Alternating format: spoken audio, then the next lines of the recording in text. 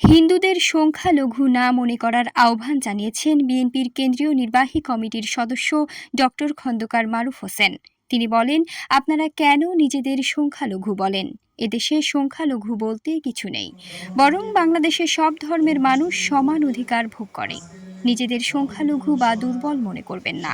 তাছাড়া আপনারা কেন এমনটা মনে করেন যেখানে আপনারা এ দেশেরই মানুষ? ডক্টর খন্দকার মারুফ হোসেন বলেন, যারা এই মাটিতে জন্মেছে তারা এই মাটিরই সন্তান এবং এদেশের নাগরিক হিসেবে তাদের সব ধরনের অধিকার রয়েছে। তাই আপনারা সব অধিকার নিয়েই এদেশে বসবাস করবেন। সোমবার দুপুরে দাউদকান্দি পৌর সদরের শ্রী শ্রী গোপীনাথ জিউর আখড়ায় ভগবান শ্রীকৃষ্ণের জন্মাষ্টমী উপলক্ষে হিন্দু সম্প্রদায়ের সাথে শুভেচ্ছা ও মতবিনিময় সভায় প্রধান অতিথির বক্তব্যে একথা বলেন। তিনি আরও বলেন, অস্ত্রবাদী লুণ্ঠন বিভিন্নভাবে অপকর্ম করেছে, তাদের মাধ্যমে যদি কোনো অস্ত্র লুট হয়ে থাকে তাদেরকে আপনারা খুঁজে বার করুন এবং আমরা আমাদের নেতা কর্মীদের বলেছিলাম আপনারা এই অস্ত্র উদ্ধারে সহযোগিতা করুন। আমি এখন অনুরোধ জানাবো যে যদি অস্ত্র কারো কাছে থেকে থাকে দয়া করে অস্ত্রগুলো আমাদের ভারপ্রাপ্ত কর্মকর্তা সাহেব যেভাবে বলেছেন তাদেরকে ফেরত দেন।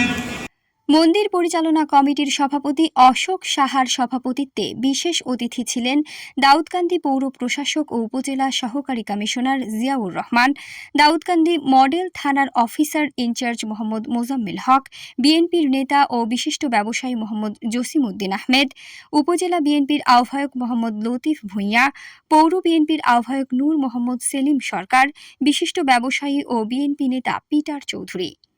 এ সময় বক্তব্য রাখেন ৫ নম্বর ওয়ার্ড কাউন্সিলর বিল্লাল হোসেন খন্দকার সুমন, যুবদল নেতা মোহাম্মদ রোমান খন্দকার সহ বিএনপির অঙ্গ সংগঠনের নেতৃবৃন্দ। ইচ্ছা করে কোন ধর্মে, কোন দেশে, কোন জাতিতে জন্মগ্রহণ করবেন, সৃষ্টিকর্তার ইচ্ছা। আমরা যখন যেখানে থাকি সবার উপরে মানুষ সত্য, তাহার উপরে নাই। আমরা এই বিশ্বাস থেকে আগামী দিন কাটাতে আমি বক্তব্য দিতে করছি। যদিও এটি ধর্মীয় অনুষ্ঠান, আমি ধর্মবন্ধু যারা আছেন সবার প্রতি আমি এতটুকু আশ্বস্ত করতে চাই, আমরা পৌরসভার পক্ষ থেকে, প্রশাসনের পক্ষ থেকে এটি নিশ্চিত করতে চাই আপনাদের বা আমাদের বাইরের অন্য ধর্ম যে কেউ আছে কোনো ধর্মের উপর কোনো আঘাত প্রয়োজন না করতে পারে, আমরা সেই বাংলাদেশ দেখতে চাই। সবাইকে অসংখ্য ধন্যবাদ। রিপোর্ট করেছেন লিটন সরকার বাদল।